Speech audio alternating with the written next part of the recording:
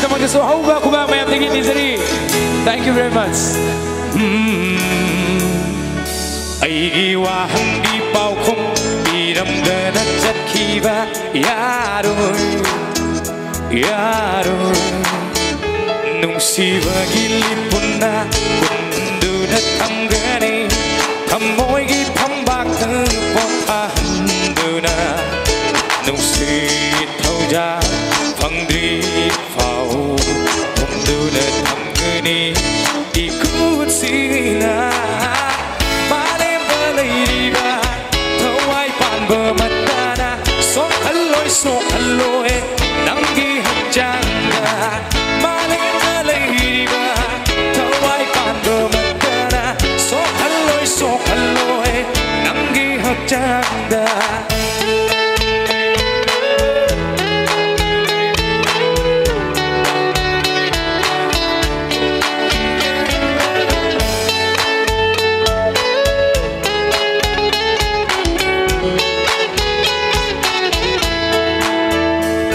Adu fajabi nangi mishnana yang lakanu nung si haidana adu fajabi sakam duda banganu nung si haita tamoy unsi sida manglan lakivi nong thang guna mangi kanu hai javasi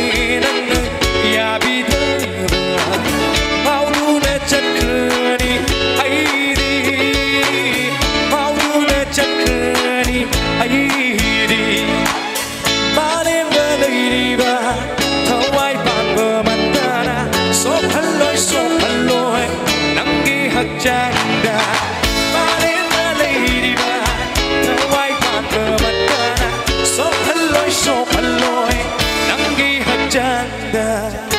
Thank you, brother, thank you.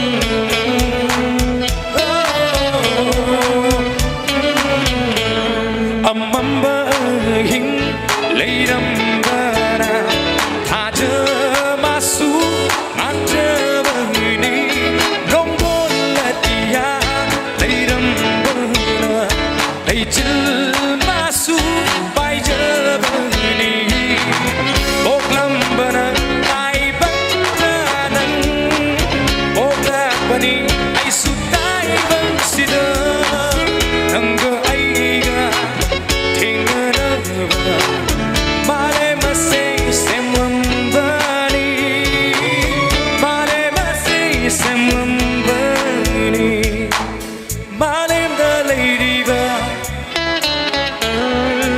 sok halloy